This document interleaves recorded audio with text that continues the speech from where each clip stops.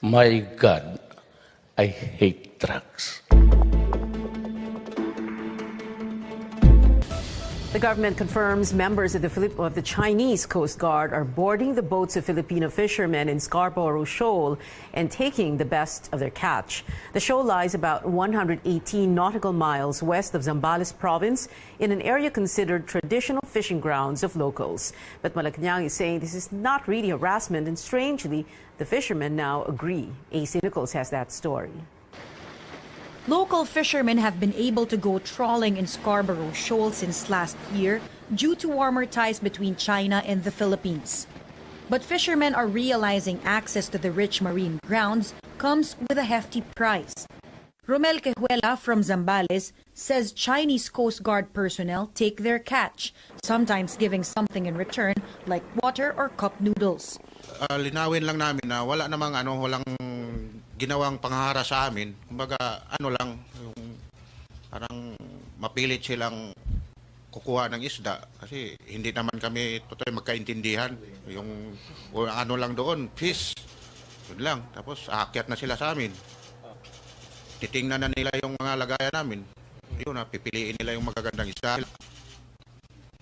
Wala naman kami magagawa kasi kumbaga sa nakikisama lang muna kami dyan ngayon dahil andyan yung mga barko nilang malalaki. Quejuela is one of 3 fishermen invited by presidential spokesman Harry Roque to speak on the actions of the Chinese. Roque said China should discipline its Coast Guard. We're not taking this sitting down. Our position po, ang position natin dahil merong usapin sa panig ni President Xi at ni President Duterte na meron ng kalayaan mga isda dyan sa Boro, ni 1 kilo hindi dapat nangunguha ang Chinese Coast Guard. At the same time, Roque downplayed the incident. He said he does not consider this harassment, especially if compared to what local fishermen experienced during the past administration. You know what harassment is during the time of President Aquino. Water cannons were used against them. They were rammed. They were the subject of being targeted by live guns. Wala na po yan. Meantime, Defense Secretary Delfin Lorenzana wants to validate the incident first, interview the fishermen and other witnesses. Ang gusto ko dyan, mag-protest tayo kung talagang nangyari yun. Yun din ang gusto ni Secretary Cayetano. But we have to validate kasi we have to be sure that what we are protesting really happened. China seized Scarborough Shoal from the Philippines in 2012, preventing Filipino fishermen from entering the area. The incident finally convinced the government to file a case against China before the Permanent Court of Arbitration in The Hague over their overlapping claims in the West Philippine Sea.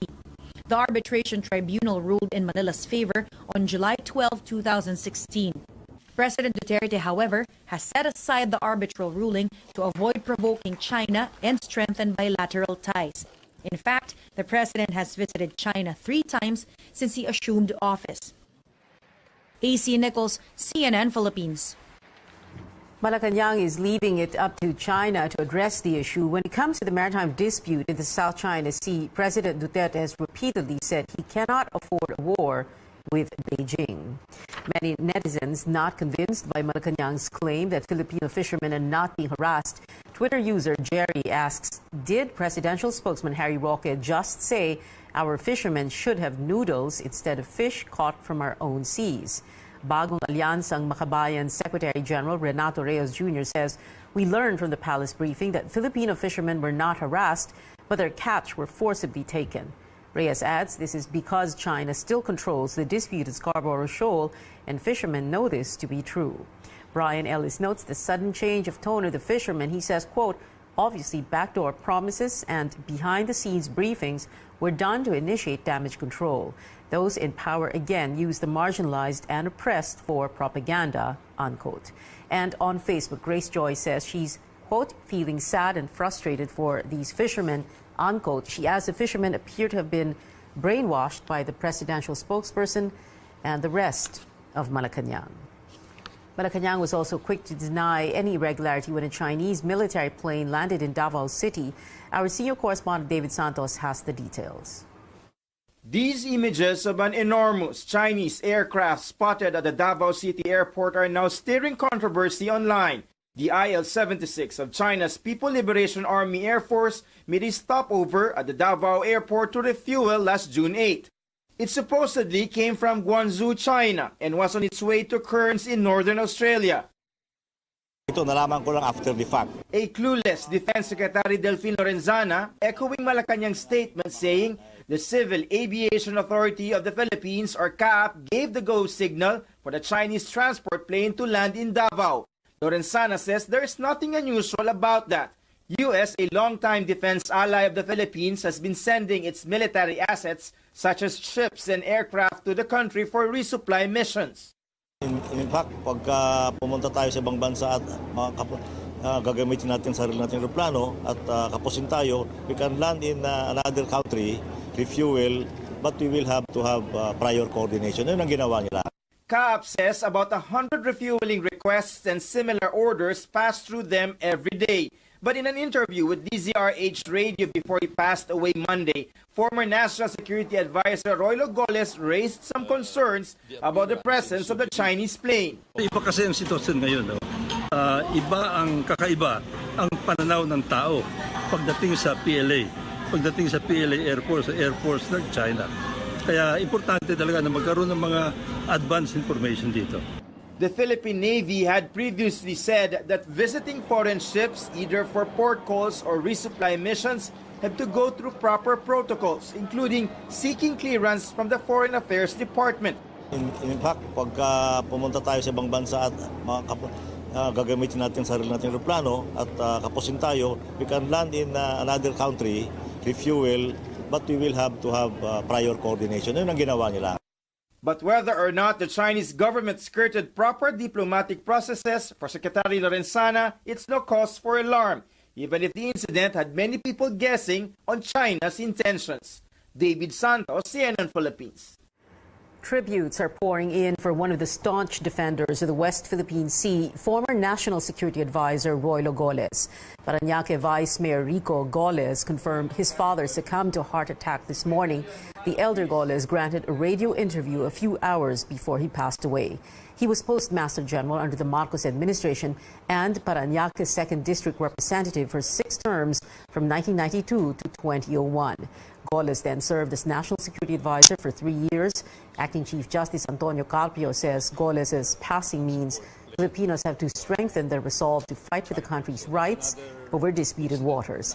The armed forces also expressed their condolences, saying Goles was a sailor, a patriot, and a public servant who will be remembered for his, quote, keen insights founded on his knowledge of military history and strategy, national security, and geopolitics, unquote. The Liberal Party says Goles was an untiring public servant who served the country even when he was out of politics. Goles is survived by his wife, Natty, children Rico and Guada, and his grandchildren. He was 71. We appreciate all your online comments on our top stories tonight. Keep them coming to our pages at CNN Philippines. We're also live right now on Facebook. Meantime, the peso hits a new 12-year low against the U.S. dollar. In today's trading, the local currency closed at 52.95 from 52.70 from last Friday. Traders point to fears over tariff wars between the U.S. and its trading partners, Canada, Mexico, and the European Union. This also comes after the Philippines posted a trade deficit in April.